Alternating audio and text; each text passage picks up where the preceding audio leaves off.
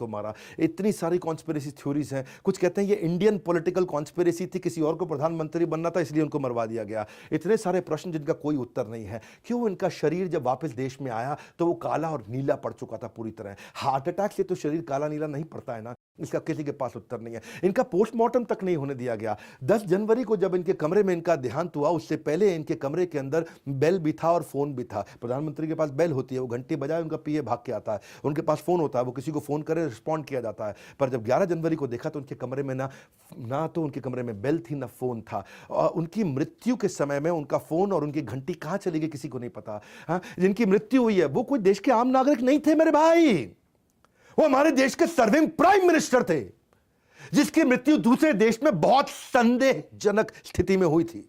तो क्यों इंदिरा गांधी ने कहा कि कोई छानबीन की अब जरूरत नहीं है, जबकि देश की जनता और ऑपोजिशन नेता इसकी लगातार मांग कर रहे थे। वो फ्लास्क जो उनके कमरे में था जिससे वो दूध पिया करते थे, वो अचानक कहां गायब हो गया। पत्नी ललिता शास्त्री ने बताया वो मेरा फ्लास्क था, वो वापस नहीं आया उनके शरीर के साथ में। वो फ्लास्क जिसमें उन्होंने आखिरी बार दूध पिया, उसका फॉरेंसिक एग्जामिनेशन क्यों नहीं किया गया।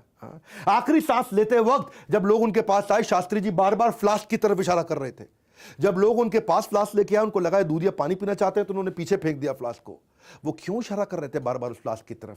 जब उनका पार्थिव शरीर भारत में आया, उनके चेहरे पे नीले और काले दाग देखने के बाद जब पूछा गया तो आनंद फानन पे उनके चेहरे पे फटाफट चंदन मल दिया गया। क्यों आखिरी दर्शन के लिए उनके परिवार, उनके बीवी बच्चों को उनके पास नहीं जाने दिया।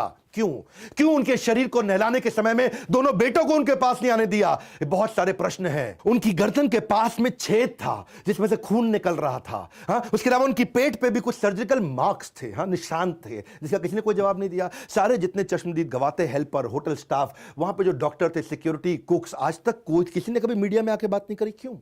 क्यों किसी ने कोई बात नहीं करी आज तक। उनकी घटना के कुछ सालों के बाद केवल 2 ही चश्मदीद गवाह थे। एक थे डॉक्टर RN चुग जो उनके पर्सनल फिजिशियन थे, और दूसरे थे रामनाथ, उनके अपने पीए। एक दफा जब एक कमेटी बिठाई गई और उन दोनों को कमेटी में आकर के अपना बयान देने के लिए कहा गया, उसी समय दोनों की अलग अलग जगह पे एक ट्रक के साथ एक्सीडेंट होकर मृत्यु हो गई।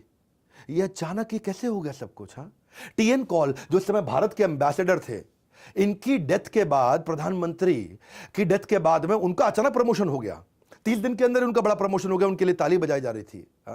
यही वो व्यक्ति थे TN कॉल जो लगातार बोल रहे थे कि पॉइजन थ्योरी गलत है, इन्हें कोई पॉइजन नहीं दिया गया। कुलदीप नायर जो PM के मीडिया एडवाइजर थे, उनको 4-5 बार उन्होंने फोन करके धमकी दी कि पॉइजन थ्योरी को अखबार में आने नहीं देना है।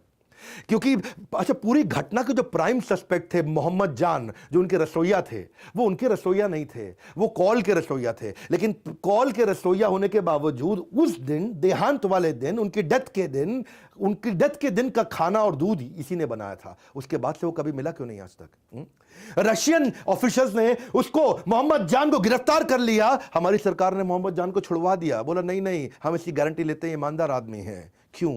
TN कॉल का वो पर्सनल शेफ था, और उसके बाद वो कहां गायब हो गया किसी को नहीं पता। क्यों? उनके देहांत के अगले दिन रशिया से उनको छुड़ाने के बाद आज तक वो कभी नहीं दिखाई पड़ा। क्यों? उस दिन शास्त्री जी के डिनर को वही लेकर के गया था, और उसके बाद से अचानक कभी पता नहीं चला उसके बारे में। क्यों जब शास्त्री जी का पार्थिव शरीर प्लेन से भारत आया, सबके सब लोग रो रहे थे, और TN कॉल और इंदिरा गांधी हंस रहे थे, मुस्कुरा रहे थे। ऐसा क्यों? बहुत सारे ऐसे प्रश्न हैं जिनके ऊपर मेरी इच्छा है कि मैं पूरा वीडियो बनाऊं।